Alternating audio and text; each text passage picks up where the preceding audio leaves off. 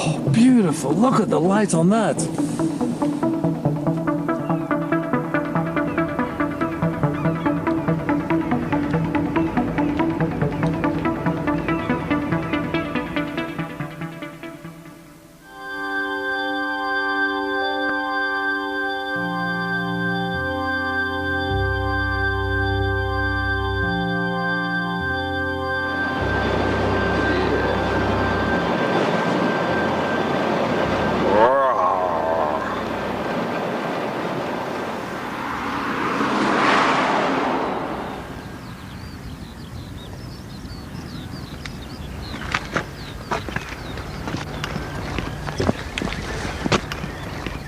Okay, we're currently at Maes Howe,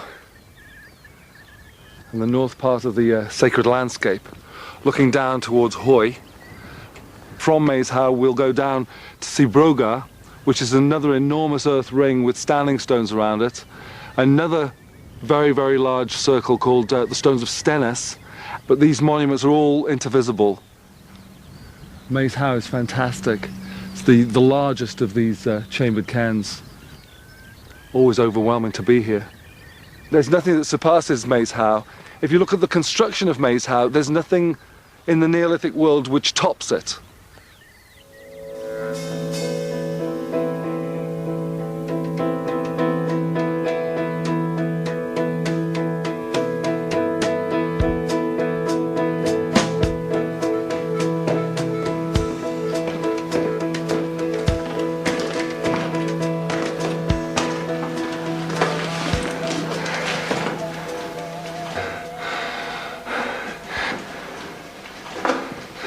Maes Howe is incredibly spectacular.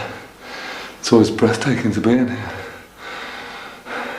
To see the construction in here just shows where the British culture achieved its pinnacle, because the stones are so closely packed together. In 1861, James Farrar came through the roof and sort of brought Maes Howe back into history for the first time since the Vikings. The Vikings had broken in, King Haakon broke in the 12th century. He bore treasure away from this Howe, apparently, according to the graffiti, and they sheltered in here for a night, and according to the Orkney Inga saga, 2 of his men went crazy. It's stated very flatly, but you can only imagine what it would be like to have 2 crazy men on your team, slowing them down considerably, especially a group of patriarchal warriors like the Vikings who were full on at all times. It seems that the idea that all the community was buried in here is obviously an impossibility, because so many people were needed to construct this. It seems that there was a selected bunch of people. At winter solstice, at the sunset, just before sunset, the sun shines directly down this 35-foot passage right into the main chamber. It's something that's also seen in Newgrange in Ireland, and of course it would have been always spectacular. Possibly it would have been something that initiates were shown, you know, just to say, okay guys, we've got this control, you're part of this culture, let's take it forward. They would have seen everything as part of this great cosmic drama.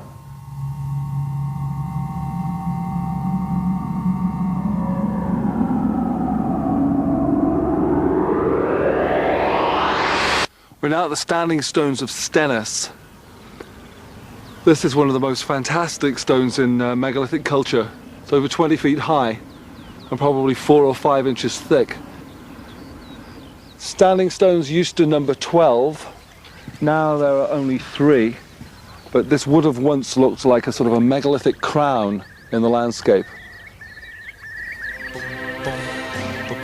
It's possible that rituals over the years went from one place to another in kind of a procession, maybe a progress across the landscape.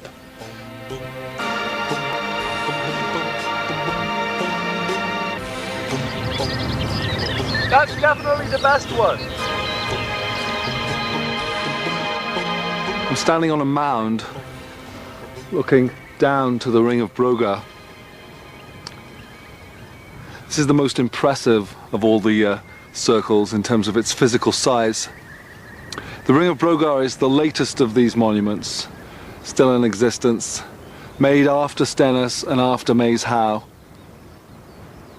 When they dug this ditch, they had to go down directly into Orcadian flagstone, like the stones that the monument is made of. They had to dig with antler pickaxes, chip, chip, chip away until this stuff finally came up. It was an enormous job, so clearly the significance of the ditch was enormous. I think seeing a lot of these monuments, it's definitely likely that there were people employed to perceive monuments, perceive their place in the landscape, people who travelled vast distances to do just that. There are certain obsessions that the Neolithic architects seem to put in to certain little details, almost as though it was a megalithic thumbprint that said I was there. It's quite possible that there was a gang of incredibly versatile megalithic builders that moved around. I'm quite surprised that these monuments have stayed as well as they have.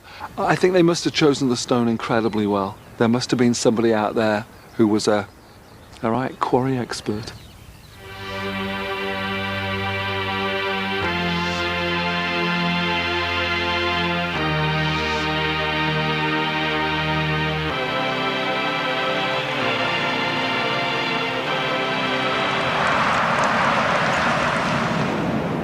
That was a very inspirational visit. I think that this visit is some of the best weather I've ever seen here. Yeah, just everything about Orkney is very impressive.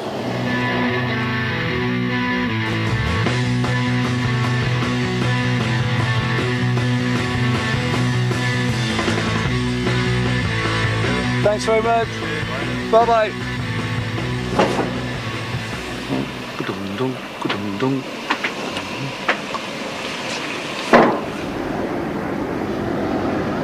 I'm gonna be back. I'm gonna be back.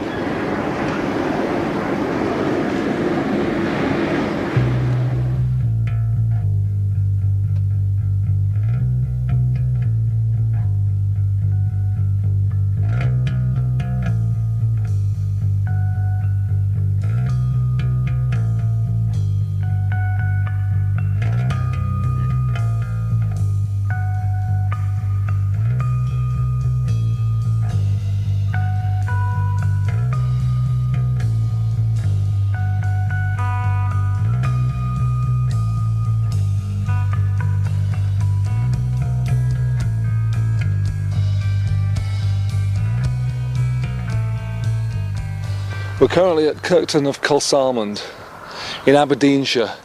The main reason that we've come here is that sacred hill up on the horizon known as Dunadir. Dunadir is kind of like a lost Glastonbury of the north. On top of that sacred hill is the remains of a 12th century chapel, very similar to Glastonbury Tor.